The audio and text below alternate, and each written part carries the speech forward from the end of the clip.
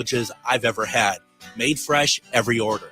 Add fries or onion rings dropped in the fryer when ordered, and you have a winning combination.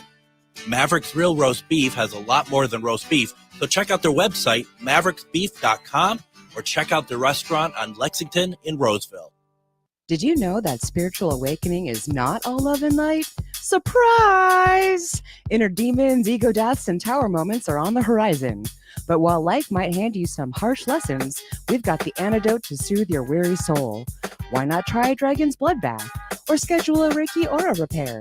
With books, herbs, talismans, candles, and more, we put the Shazam in shadow work. Visit Magus Books at 1848 Central Avenue Northeast in Minneapolis or magusbooks.com. With your AM 950 weather, I'm Patrick Lilia. Partly cloudy tonight with a low of 47, then rain and thunderstorms on Tuesday with a high of 50. Nightingale is your cozy, comfortable neighborhood bar and restaurant at 26th and Lyndale in Minneapolis. Come in for the famous Nightingale burger or the ginger tamari chicken wings. View their menu or place a takeout order at nightingalempls.com. Portions of the following program may be pre-recorded. The views expressed and the opinions given by the individual host, guest, random reptoid, or chupacabra may not necessarily reflect those of AM 950 Radio, its affiliates, or its sponsors. Now, it's time to step into the unknown.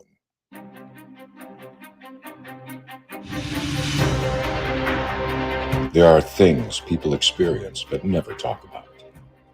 A shadow moving in the corner, flickering of the lights, a disembodied voice. We invite you to talk with us.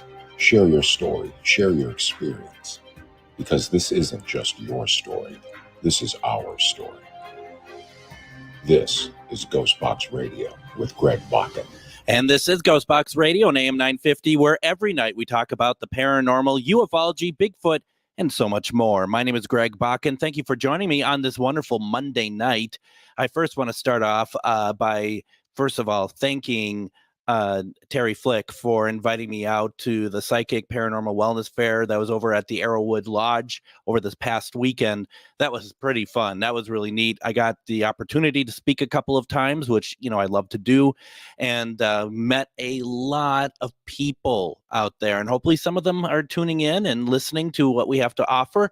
Either way, it was just very nice to meet a bunch of people and hear from them. And you know, one of the things that we always do is we listen to stories. That's one of the things I love about this, where people come up to me and they tell me their stories. They tell me what's going on in their lives with the paranormal, and you know, they're not looking for help all the time. They just want to talk about it, and I love that. I really do. So thank you to everybody who came out to do that and showed me some pictures. There's one in particular that I just was like, this is pretty cool.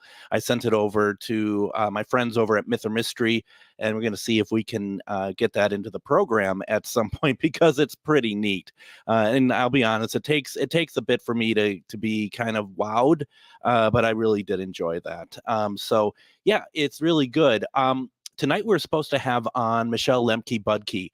She is a medium, and we were going to be talking about her her being a psychic medium, and then ended up being like possessed by demons. And I don't know the full story, but she had to cancel tonight, and we're going to move her, I think, to May 1st.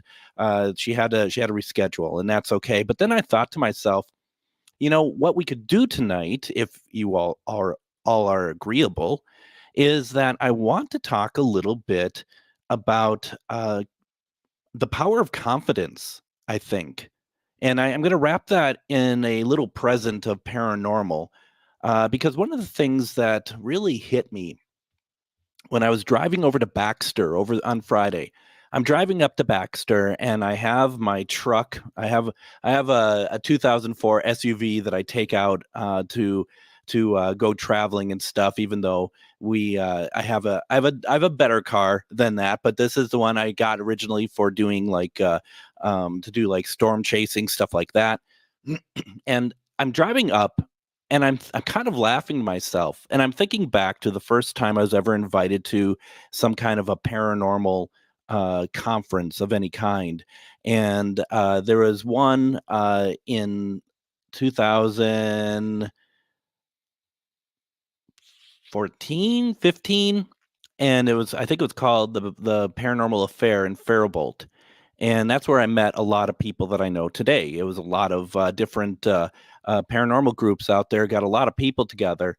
And I had been doing this for a while on my own, like literally not even realizing that there's other people that do it. I mean, apart from like the shows and stuff.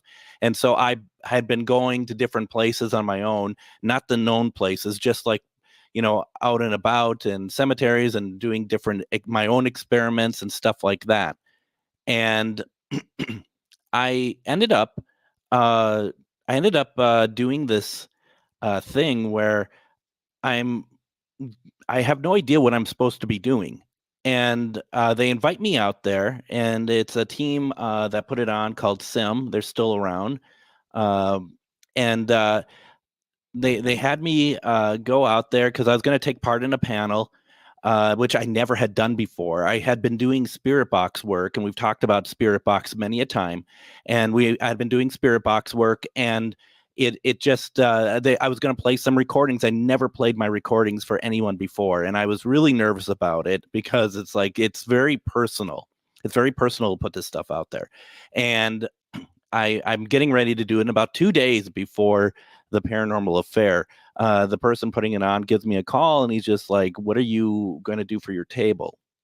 And I'm like, a table? What are you talking about?" And because they've been doing this stuff for a while, and I had not been doing this ever, there was a disconnect of what I don't know and what they do know. And they're like, "Yeah, you get a table, and you can put out your banner." I'm like, "What banner?" And you can put out some paranormal equipment. What doing what? And then you can also, have your flyers. What are flyers? I mean, for your team, a team. It's just me. It's just me doing this. I don't know what you're talking about. Okay. So I actually almost pulled out because I'm like, this is too much. I can't even handle this. I don't even know what you're talking about. Why didn't you tell me this before? I would have never done it. Why would I have a table? Why would I want to tell, it's just like, here's what I've done. That's all it's needed. And so it was very it was a learning experience. So I didn't do a table. I mean, I had no idea what to even do. I'm like, what would I do? I don't have banners. I don't want to buy banners. I don't want to do any of this stuff. It was really kind of scary in a way because I never really thought that that's an option. And why it makes me laugh is, you jump forward too many years, and here I am. I have like my boxes set up, how I set them up. I have my banner that, it's my 5th banner that I've, printed. I have all this stuff that it's just like, what is this? I don't even know. I mean, it's just so interesting that this is what I've become. And when I set up the table over the weekend, it's literally probably one of the best tables I set up. It looked really good. A lot of people stopped by, and it made me laugh. And when Michelle had canceled over the weekend, I thought to myself, maybe this is an opportunity to talk a little bit about what all this is in terms of how I started in this field. And more so when I started, I guess more when I became more open to talking about it. And the change between talking about it to promoting yourself, and ultimately I think it comes down to hitting your dreams. And maybe sometimes you don't realize it's your dream. Maybe sometimes when you do stuff that you don't realize that, this is what you're supposed to be doing. For example, it's really interesting that at this this fair over the weekend, I had 2 people come up to me. One, she said to me, "Do you hear the voices talking to you?" And I'm just like, "Do you?" I mean, I'm just like, I'm kind of thinking, is she okay? But she's like, "No, you. Do you hear the voices?" She's like, "I've never seen so many spirits trying to talk to somebody." She's like, they're all around you. Do you know that?" I'm like, I don't know that. I know that I tend to be a beacon. A lot of us are, right? A lot of us that come through, we're beacons for spirit because they feel like they can come around us. But the way that she's talking was that that these spirits are constantly talking to me. Maybe that's why it's harder for me to actually like sleep or something. I don't know, but I mean, once again, I haven't really tried to open up that side as much as I should. The next day, somebody else came up to me. Now, some of you who remember, more probably so on the Facebook Live side, opposed to the radio side of things. Someone came up to me, and she said, she looks at my table, and she's it's kind of, I don't even know what really to make of it. She's like, "This is all fine and good, but the spirits miss talking to you. They miss the way that you communicate with them." And she's like, and I don't mean when you go out on investigations or events. And of course, I knew exactly what she was talking about right away because I used to do weekly live spirit box sessions on Facebook where I would reach out to people's loved ones and we would pull them through. We had a really good success rate with that. And so, and I have to apologize. My voice is pretty scratchy from all the talking I've been doing this past weekend. And that takes a lot for me, to be honest. So I said to her, I kind of know exactly what you mean, because, and I don't know how you can kind of know exactly. I know exactly what you mean, because this is something I've been missing. But how do I do it? How do I do it when I'm, going live and doing a show basically already 5 nights a week? How do I do any more? So I need to figure this out because I do agree. I do agree this is something that needs to happen because it's important. It's important to reach out to spirit. It's a gift. I've been given a gift and I need to use it. I used to be able to bring just about anybody I want through the spirit box, and help people. And that was the purpose for me doing this. That was the purpose for me to be a paranormal investigator. But I didn't know that at the start. Okay. I didn't know that.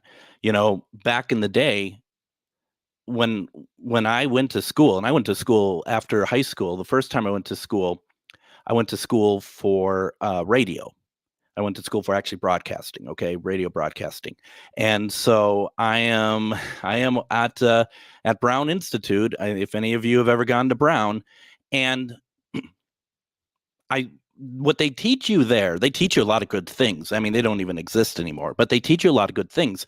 But if you want to be in radio, they're teaching you to be a DJ, and that's not necessarily something that ultimately I realized I wanted to do. It's a great skill. First of all, to be able to do that is incredible. And we talked a little bit about it with Adam on Casual Friday, but it's a skill that I wanted to do something more like this, which is like, good luck.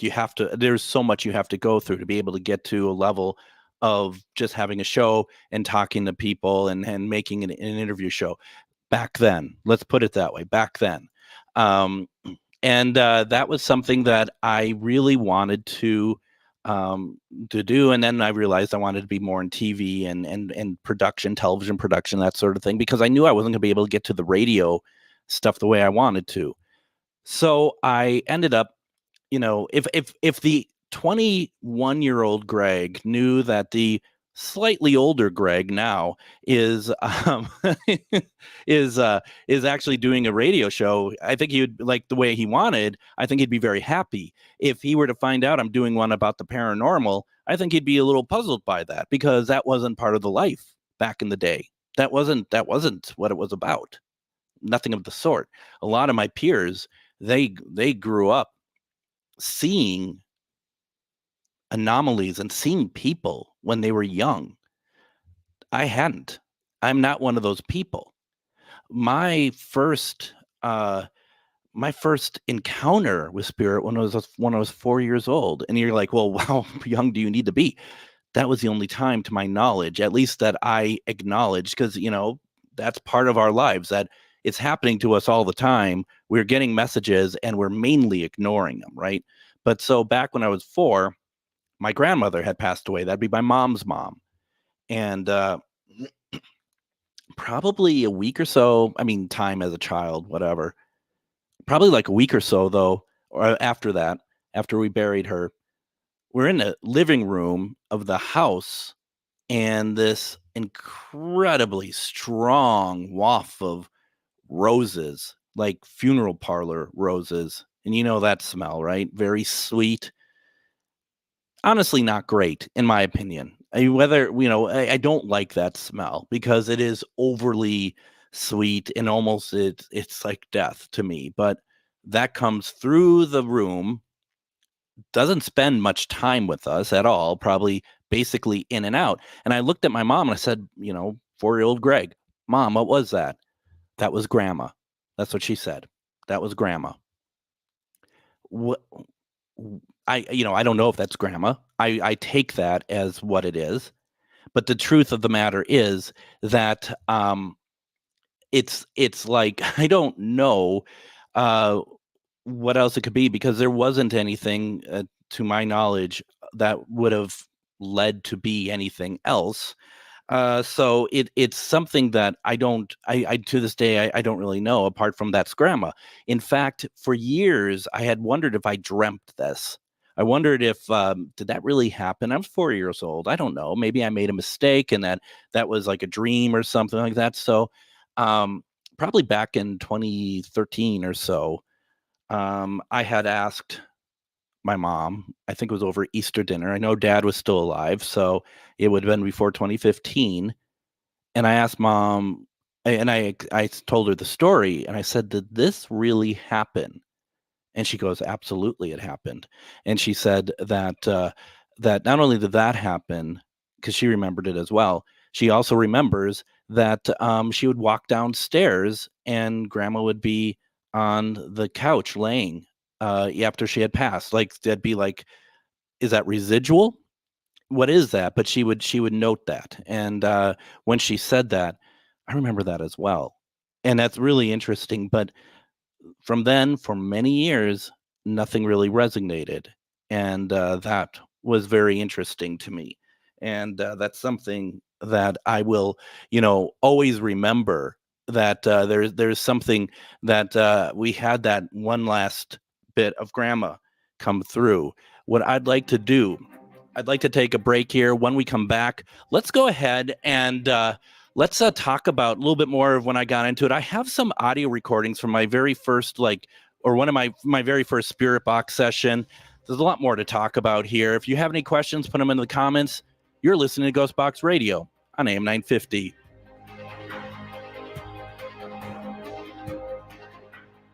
Need a stone to change your luck or break a curse? Try larvikite, known for its hex-breaking powers. Need an herb to repel negative spirits? Try rue, used to repel demons and jinn. Want to create a decoy so black magic can't touch you? Make a witch bottle. For more magical advice, visit Magus Books in Minneapolis. We've got the tools and the expert advice you need to succeed against the dark arts. Find us at 1848 Central Avenue Northeast in Minneapolis or at magusbooks.com. Reach your highest level of consciousness and well-being with MetamorphosisConnections.com. MetamorphosisConnections.com is an online directory of the best holistic and metaphysical practitioners to help you make your most informed choices.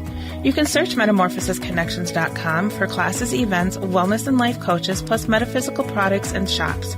You can also search for a wide array of healers from all modalities, including EFT, sound healing, energy healing, light therapy, ancestral healing, shamanic healing, reflexology, past life regressions, hypnotherapy, yoga, and more.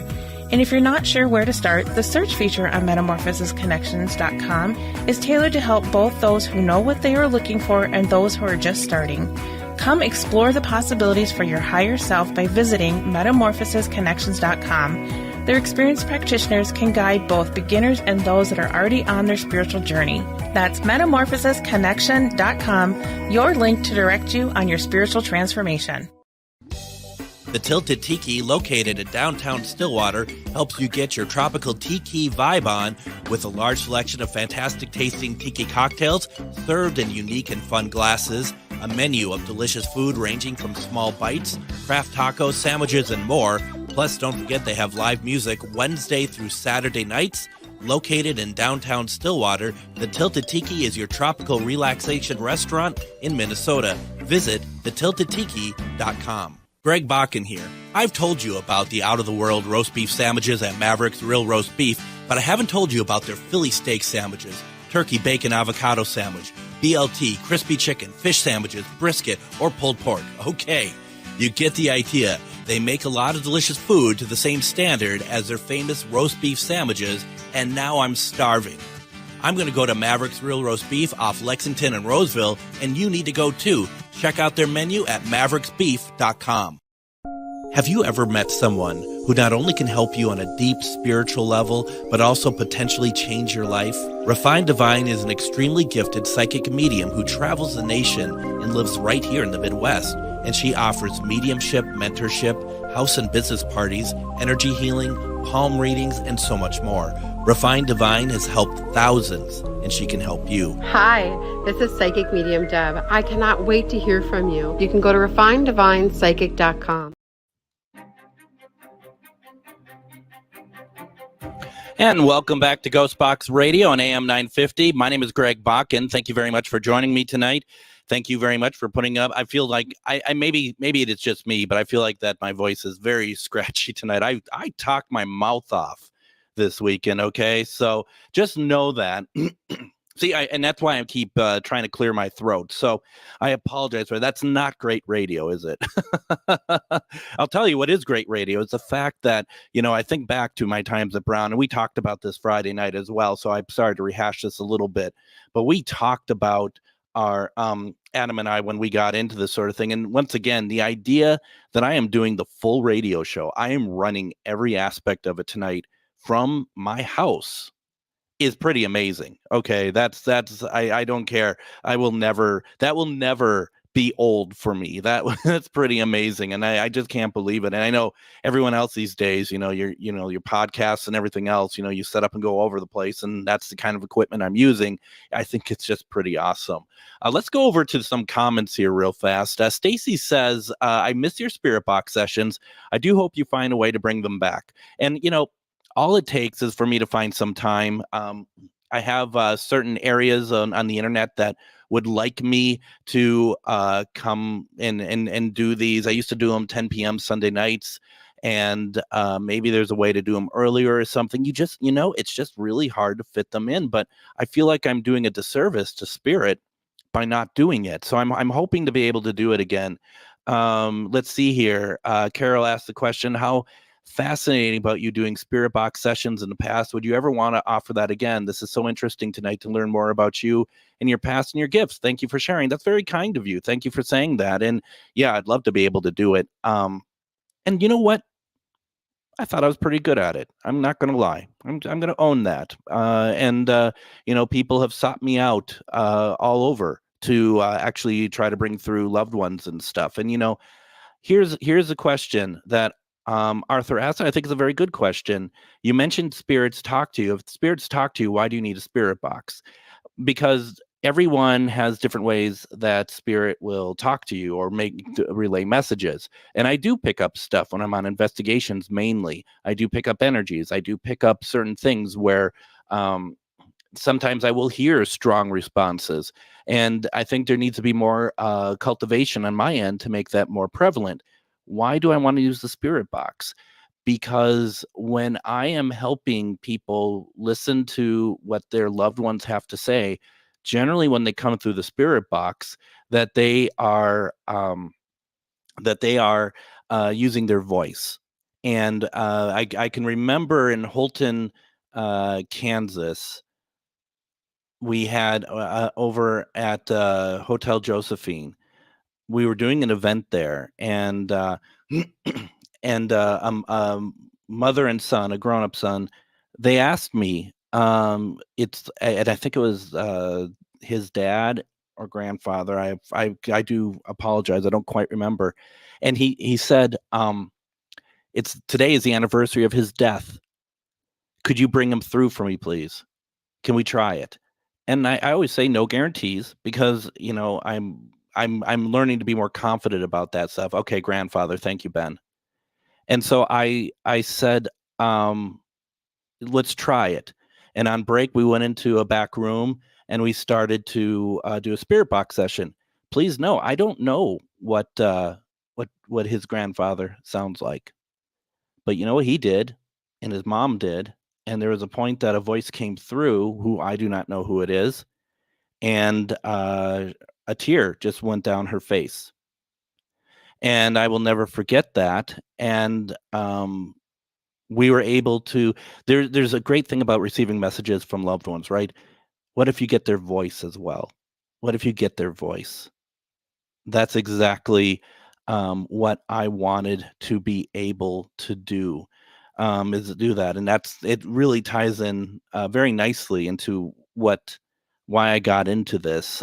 Cynthia asked the question, we seem to both be sensitive. I can feel energy, but don't consider myself a medium. I'm having fun learning and using the necrometer. Kyle and I definitely connect with spirit boxing. Always enjoy seeing another layer of Greg. Well, thank you very much for that. And, that's exactly where I was, too. It's like, I don't consider myself a medium. You know what? I'm owning it. Mediums come in all shape and sizes, not just medium, right? So I can be whatever I want. I think the more that you own something by you believing it, the better it becomes for you. That's I think the biggest issue, the biggest hassle, or the biggest obstacle of actually being what those terms mean is actually believing it yourself. I'm going to be playing some audio either this segment or next segment from a web series we wanted to do back in 2008 with Spirit Box, the first time I ever used Spirit Box. And the intro for it was, we are a bunch of amateur paranormal investigators. Because I couldn't, I didn't want to use that term. I respect that term a great deal. So I didn't want to use that. And I listen to it now, and it's kind of cringeworthy for me. But at the same time, it's also very respectful because, I see so many people who go on investigations, and there's an energy there that's not dark but curmudgeon, and they do something with it, and they call themselves demonologists without doing the due diligence. So you have to be respectful. So Cynthia, I appreciate what you're doing. I think, though, at the same time, if you do want to be that and you want to take that next step, then I think that you do want to start kind of owning that a little bit more. Even if you call yourself, I'm just a medium in training, or whatever you want to call yourself. I think the mindset's there. You just got to be careful, right? That it's not like you're, there's so many people that might have got something come through, and then next thing you know, they think they're Teresa Caputo. And I'm not trying to be disparaging per se, but this is what I see. I see it all the time. There is a show that was called like Ghost Bait. That's what it was, Ghost Bait, where they'd put people in a room and like put a sack over them in a haunted room, and they'd see what would happen to them. One guy was on there. He made one appearance, and he created a fan page for himself because he was like, yep, that's me from Ghost Bait. Dude, you're on one show. You're in one episode. And we couldn't even see it. You had a sack over your head. There's something about, and I don't think it's just this field, but I'm going to say this field, something about this field that people, they do something once and they consider themselves literally experts.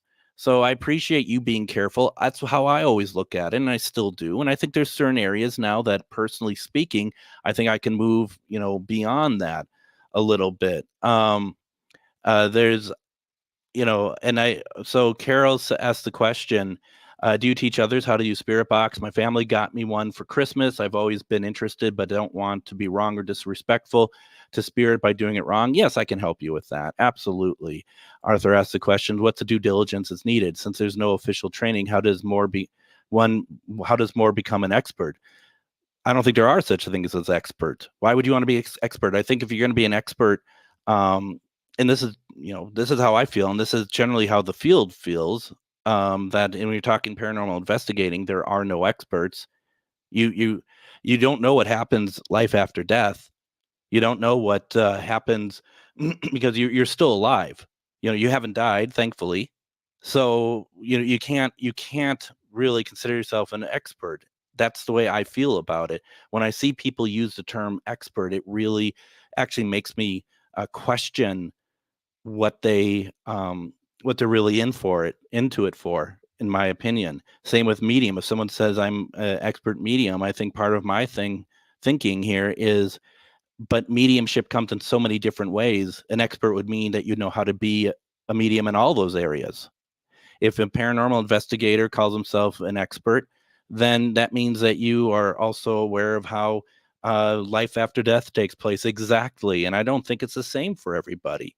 So I think that a person could call themselves seasoned, and I call myself a seasoned investigator. I call myself someone who knows how to use the equipment and knows how to kind of, how to run an investigation efficiently, know how to teach people. And, there is no official training. You're absolutely right. But there are courses. We do courses. Shar and I do courses, and we're very proud of them, because you don't walk away with a certificate saying, I'm a paranormal investigator. But what you do get is the knowledge of how to conduct yourself in an investigation in a respectful manner, how to use some of the equipment, how to organize your equipment once you're done, how to interact with clients, how to take that energy that you have yourself, and how you can bridge that gap between like metaphysical energy and paranormal investigating.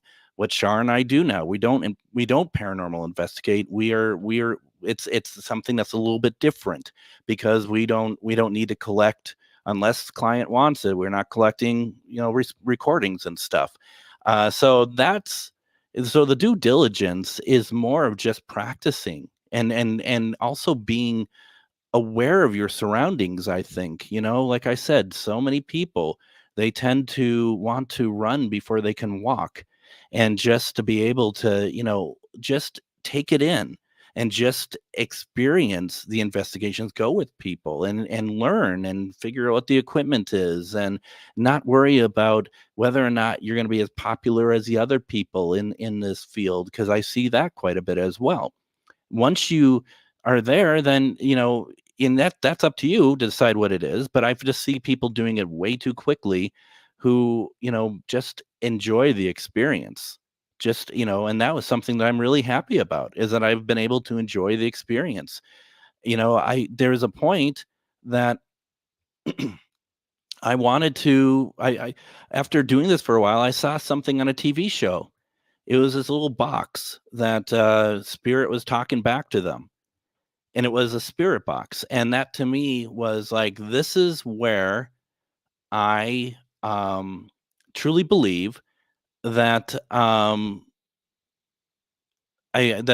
truly believe that and okay, Arthur is asking another question. What do you do during an investigation? Is there a final product, an assessment, analysis? Yes. Okay. And Arthur, I don't know if you are coming from, what kind of place are you coming from? Are you coming from a spot that you are an investigator as well, and you're running me through my paces, or are you not investigated before? I'm curious to know your background. Why don't you put that in the comments for me, please? And the thing is once I saw a spirit box, that was something that was very interesting to me. So I came into the field more from a technical equipment side than a mediumship side, or trying to be, spirit side.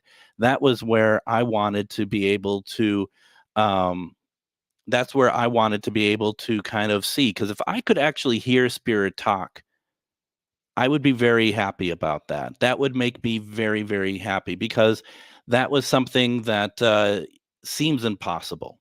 It just seems like that is something that can't really happen. And I wanted to know, can it happen?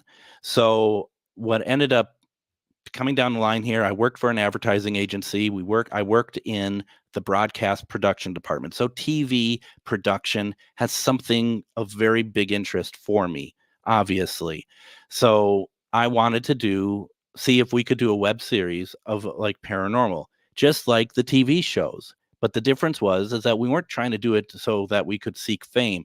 I just like to make stuff. I like to be creative. I like to make like any kind of small, show or anything like that. So we wanted to do it. And there was somebody else at the agency who didn't work in the Minneapolis office all the time. He worked down in Texas. He told me that once he gets back up, why don't we take a night and we'll go down to the basement of the building we worked in. The building went back to 1916.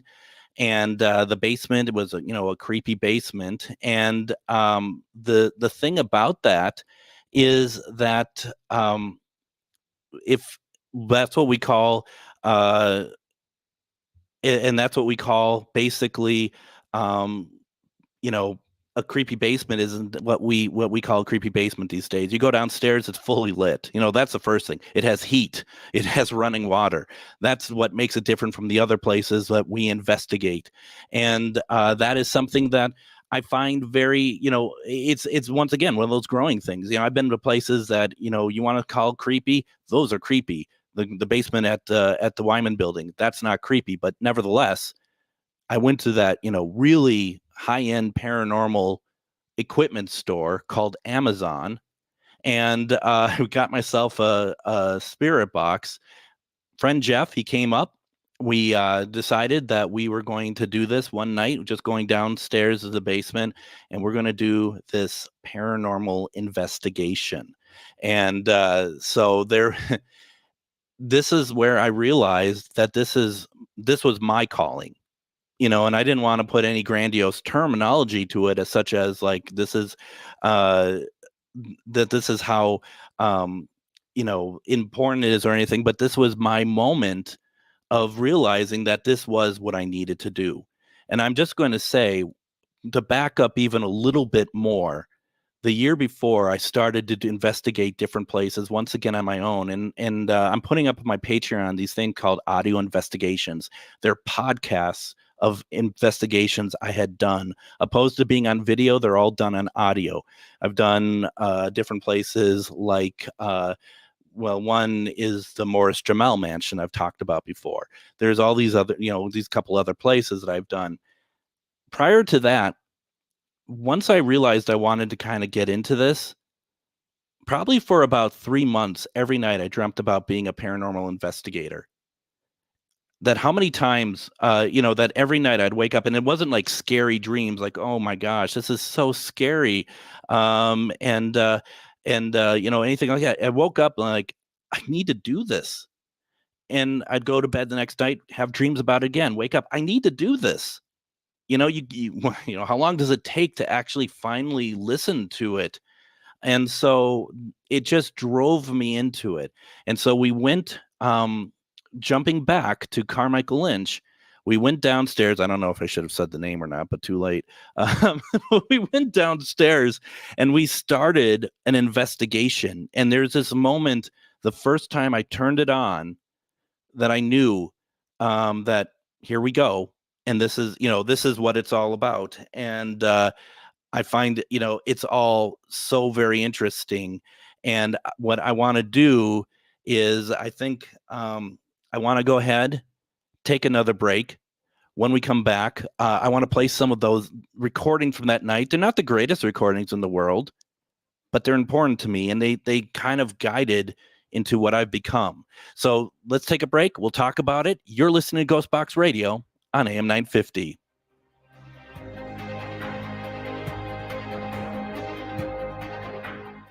Are you one of thousands of individuals who know you have psychic abilities but don't know how to tap into your higher self? Refined Divine is an extremely gifted psychic medium who offers classes that can help you reach your goals. Refined Divine holds classes Monday and Thursday at her 2 locations and via Zoom. Classes consist of manifestation, learning psychic abilities, shadow work, and healing trauma. Refined Divine has helped thousands, and she can help you. This is Psychic Medium Deb. You can go to refineddivinepsychic.com. Greg Bakun here. Like you, I love good, fresh, delicious food. So I want to tell you about this treasure in Roseville called Maverick's Real Roast Beef. Maverick's has the best roast beef sandwiches I've ever had. Made fresh every order. Add fries or onion rings dropped in the fryer when ordered, and you have a winning combination. Maverick's Real Roast Beef has a lot more than roast beef, so check out their website, mavericksbeef.com, or check out their restaurant on Lexington in Roseville. Did you know that spiritual awakening is not all love and light? Surprise! Inner demons, ego deaths, and tower moments are on the horizon. But while life might hand you some harsh lessons, we've got the antidote to soothe your weary soul. Why not try a dragon's blood bath? Or schedule a Reiki aura repair? With books, herbs, talismans, candles, and more, we put the Shazam in shadow work.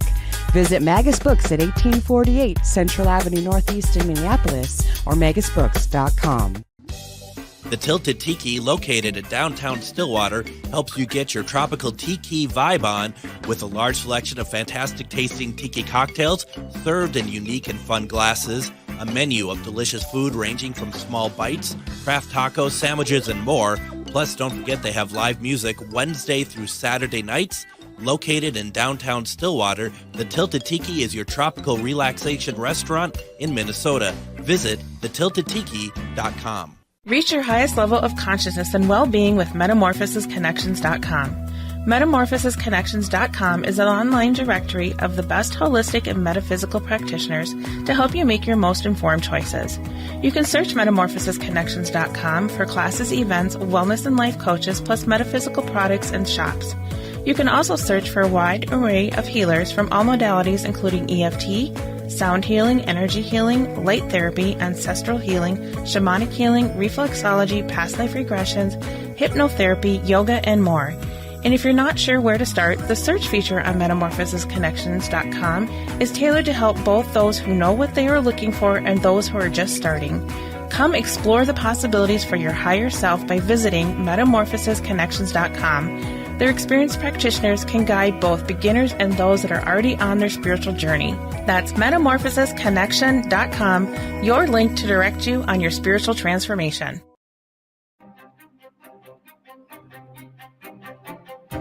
And join me tomorrow on GhostBox Radio with Greg Bakun. We're going to have Kristen and Heather on. They are the authors of the book, Unlock the Unknown, Keys to the Paranormal. I don't know if Heather is local. I think she might be. I know Kristen is. And it's going to be a great conversation. And love to talk about their book and talk about their methodology and kind of see what they're doing. And it'll be a great show. Once again, the book is called Unlock the Unknown, Keys to the Paranormal. We're going to be doing that tomorrow. We are talking about it. It's a very special Just Greg episode of GhostBox Radio, and talking about how I got into it, and once again the power of just having some confidence and owning what you want to be, whether that means working towards it or whatever else. And going back to the comments here real fast, let's see here.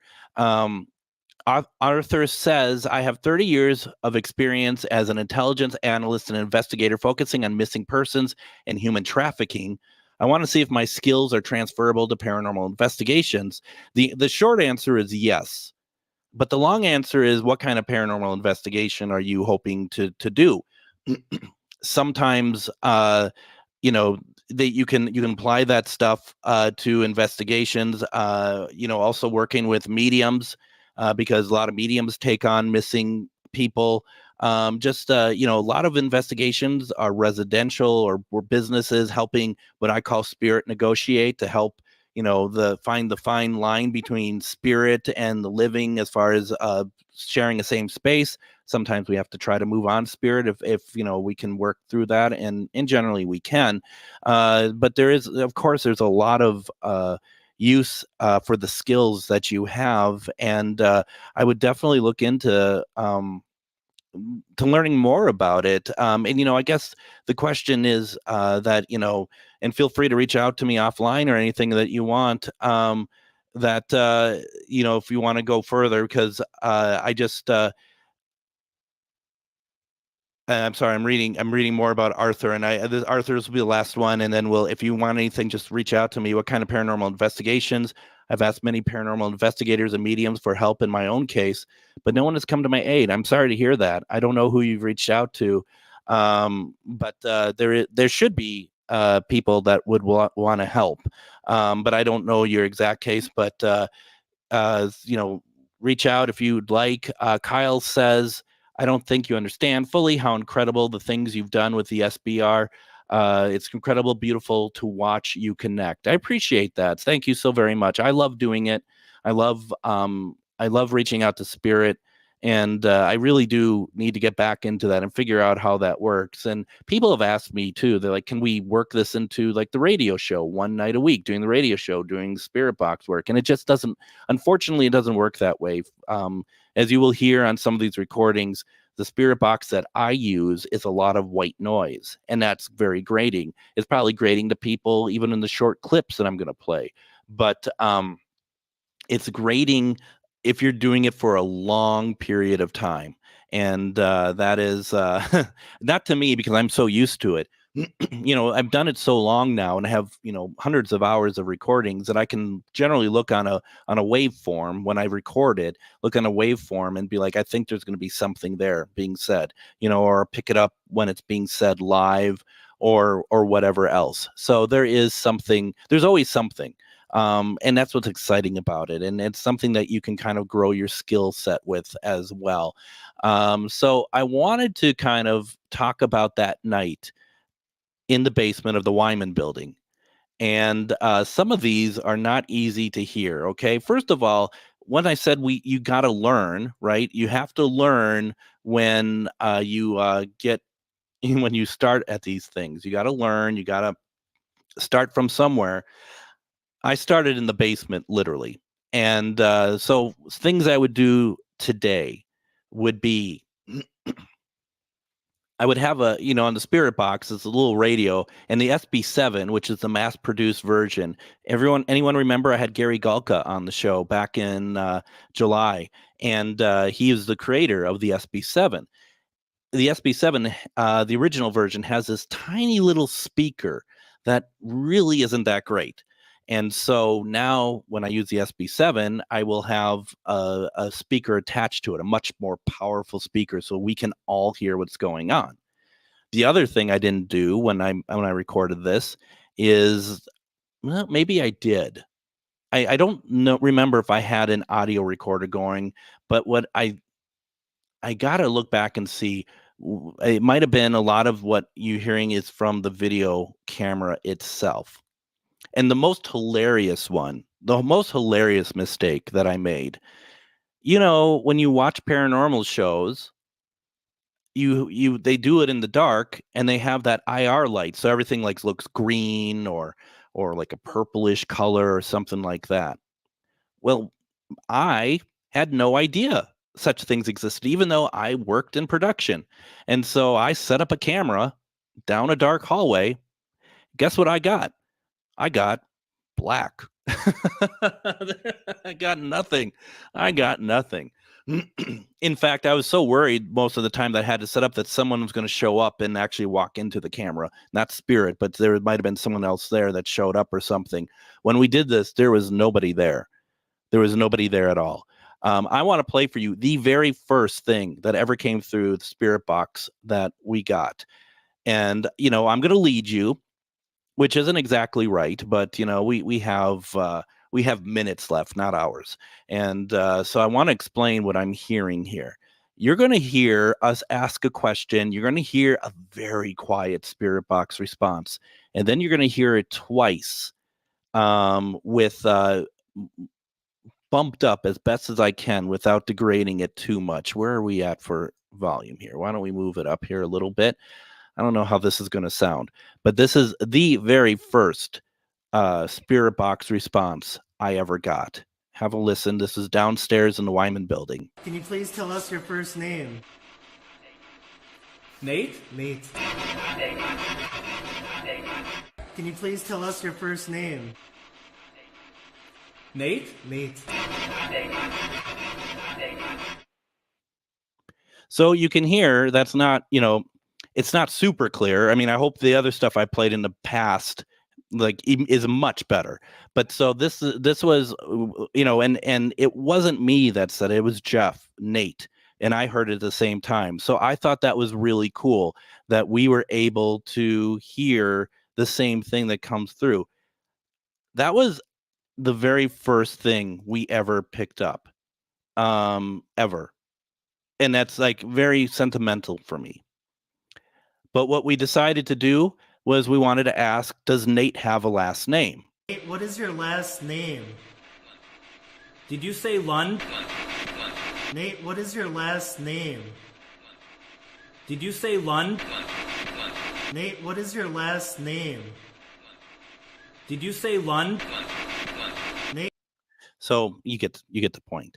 And that one, that, you know, I stand by that. That's Lund. It's not easy to hear for sure. So if going off of what we're hearing, we believe that this person's name is Nate Lund. And the thing is, it's like right away we kind of fall into one of those traps of being like, well, we got to go see if there was a Nate Lund attached to the building or anything. You know how many people there are? I mean, it's who even knows of the right? We couldn't find a Nate Lund, you know, and of course, back when we were younger, what we were really looking for was whether or not a Nate Lund died. You know, that's kind of like the first thing I think a lot of paranormal people tend to do when, you know, they're first starting off is like, well, you know, we got this name. Did someone die here? You know, it's just like, no, that's not how it works. That's not how it has to work. You know, it could be Nate Lund, actually. We thought it was Lund, L-U-N-D. Could be Nate Lund. I mean, that's interesting. I don't see why it couldn't be. I think that's a great suggestion. Now, we asked a lot of questions, and we asked, can we get your birth? How old are you? And we got a number. I think we asked for your birthday, and we got a number because it didn't quite fit. And so we asked some other questions. We got the name. I mean, the voice to me sounds the same through all the recordings. But then we asked whether or not anybody else could come through and see if you pick this up. Nate, is there someone else with you?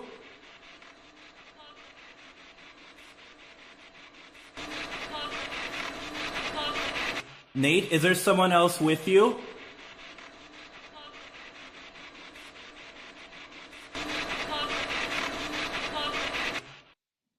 So, and I don't think it comes across very well. What we were hearing was hello, a female saying hello.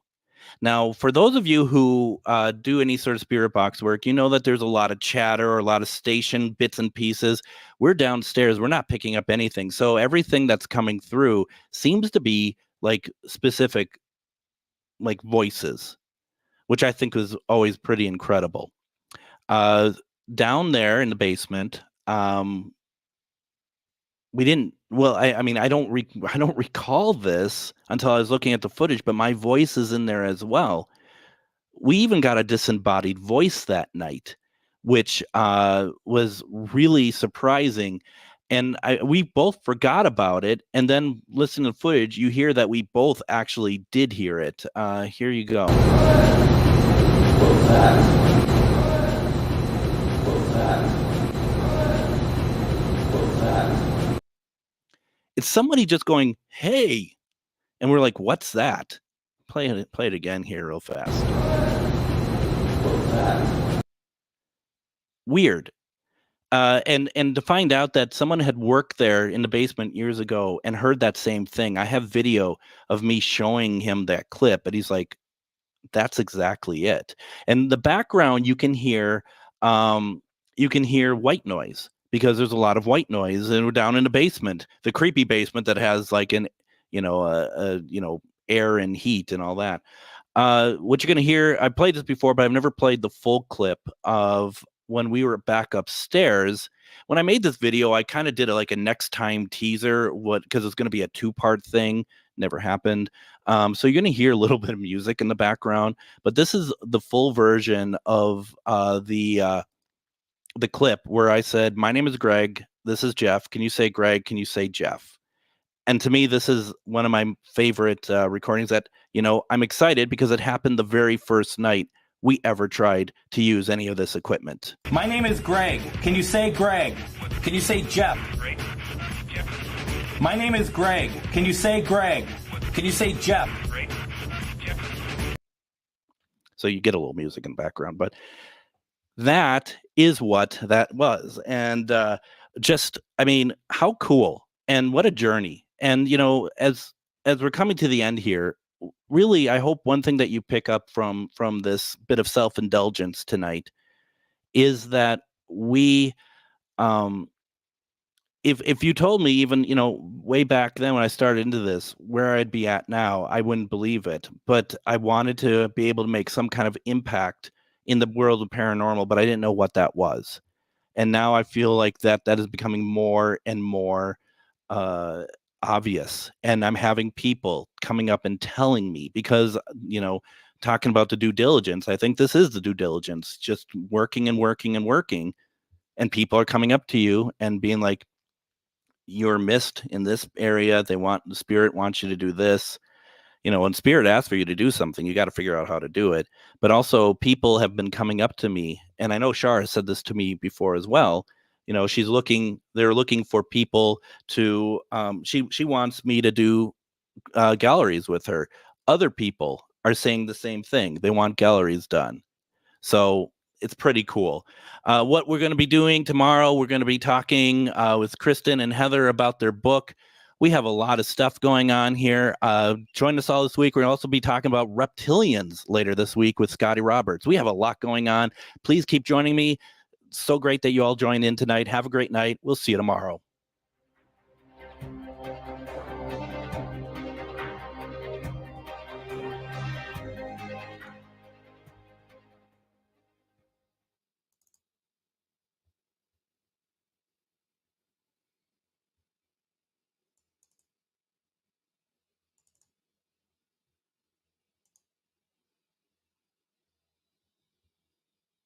reports that effort's going slowly. A panel of 96 Manhattan residents was